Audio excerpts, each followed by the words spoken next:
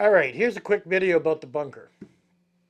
I've had people ask me, about 6 people ask me if my bunker's ever flooded.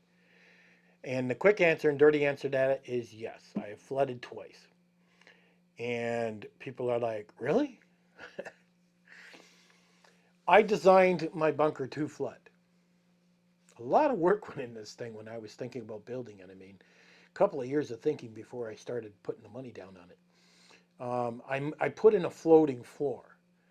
And basically, that means the walls are sitting on very wide concrete, very deep concrete all the way around. The walls do not sit on the floor. That, number one, saves money, and number two, there's no weight on the floor whatsoever. Your floor is poured and then your walls went up after. So, because you have a floating floor, you have a crack that's against the wall. There is a crack against the wall all the way around inside this bunker. Okay? Now, if it rains hard, and I mean really hard, we're talking 6 inches of rain in a matter of an hour, there is no way it's going to dump the water fast enough. No way. I've got gravel all down the sides of the bunker. I got great big pipe like this with holes in it with sock on it. Where I come from, we call it weeping towel. They call it something else here. Um, and the whole idea of that is the water runs down through the rocks very quickly, hits that pipe, and out it goes out the back into a big hole because I'm kind of on a mountain. And the whole idea is that to drain it quickly. But if it rains too hard, too fast, I mean, I'm talking you can go outside and take a shower. You can't even see this much in front of you when it rains. I mean, the rain is just like a falls falling on you. It's just unbelievable. And basically, it's running down the side of the wall, and I can hear it. I mean, when it's really going, it sounds like a waterfall coming down the sides of my walls. I can hear it inside this bunker. And when I hear it, oh, I know it's not too much longer. I know something's going to happen. And then you'll hear like a hissing sound, like it's breathing. You'll hear, and then the water starts to leak in through that crack and it starts to come in. And we have a procedure for when that happens. We really do. Luna's cage, my dog cage that Luna likes to sleep in, automatically goes up on pails right away and lifts her 4 feet off the ground. I make one little snap of the fingers, she jumps right in that cage. She's trained to do that. My other 4 dogs in the other room, we have 4 cages that we automatically build, throw on the bed, and they're thrown inside the cage. We don't want them tromping around in the water and just making a mess everywhere. The bed is automatically lifted off the floor. I mean, there's nothing that's going to touch the bed. Everything else is on shelves. So this is all prepped way ahead of time. So now when it actually starts to come in, well, you got to wait for some water to come in. I mean, you need a little bit of water in here. And then I have 2 water pumps. You flip on one that runs and drains through a hose and drains it out as it comes in. And at first, you'll see the water coming up, even while you're pumping. Pump's not that big. It's just a water hose pump. It's like a $60 pump. Now, if it goes too far, like the size of a pail, and starts going beyond that, I have a big pump that'll really throw it. And I've never used that yet. So we use a little pump, takes a couple hours, and then it goes all the way down. Now, the only thing that came in the bunker was a little bit of sand, whatever's underneath. Now, something you got to consider is why do this? Why not just make the floor sealed so nothing comes in? Well, the reason for that is pressure is very important. You know, you put pressure on your hand and you keep pushing, pushing, pushing, something's going to happen, right? Well, the same thing applies to the bunker. If you get a lot of water under the bunker because there is stone under the floor, you know, and then there's just too much water under there, underneath that floor, and it has nowhere to go, or you can't get rid of it fast enough, that water is going to push up on the bottom of the floor. And then what's going to happen, you're going to crack the shit out of the floor in here. And you're really going to be disappointed because that's really going to turn into a lot of work. You're better off just to let it flood, drain it, and clean it up.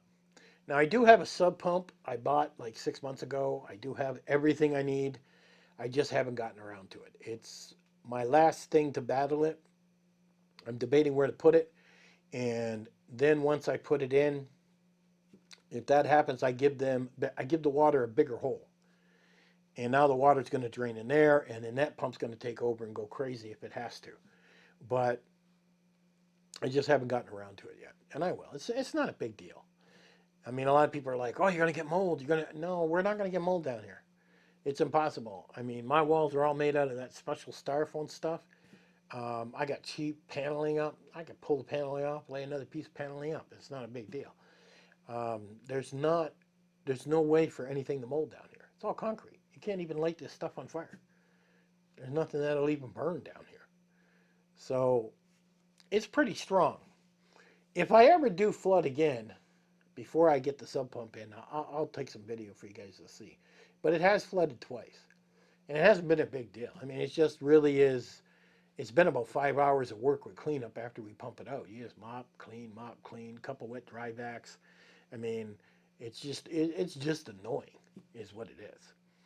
So, but like I said, if it floods sometime, I'll take a video of it, some pictures, and show you.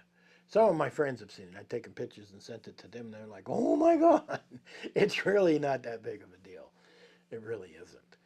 But I thought I put the right pipe outside when I made this thing. I thought maybe it should have been a pipe this big. I don't know. I thought I did, but when it comes down with that much rain in Tennessee, you just can't stop it. I mean, the last time I flooded, it rained for like 5 or 6 days straight. The outside yard was saturated like a sponge. Literally, when you walked in, you was whoosh, whoosh. It was horrible. You had to wear boots to walk anywhere. And then on the 6th day, we had a downpour of like 4 inches. Well, I had nowhere to go. The ground, everything was soaking wet. It had nowhere to go at all. So I mean, something's going to happen. I mean, a lot of people flooded. I mean, mine is a joke, but it's horrible when that happens. See, Tennessee, years ago, there was a president, I forget which one. It's one of those older guys. Tennessee used to flood constantly in history. And it was hard. They were poor, you had farmers, and every time they flooded, they lost their food. I mean, it was hard living in Tennessee because of all the flooding that went on years ago. Well, that president came in, he bought the farmers out, kicked them off their land, ran dams, organized everything, and just basically fixed it all. And he did a great job. Now, a lot of people were sent homeless, and well, they weren't homeless. They bought them and moved them someplace else, but you know, nobody likes that.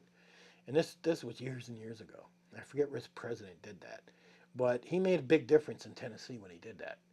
So everything's pretty much under control here when it comes to that.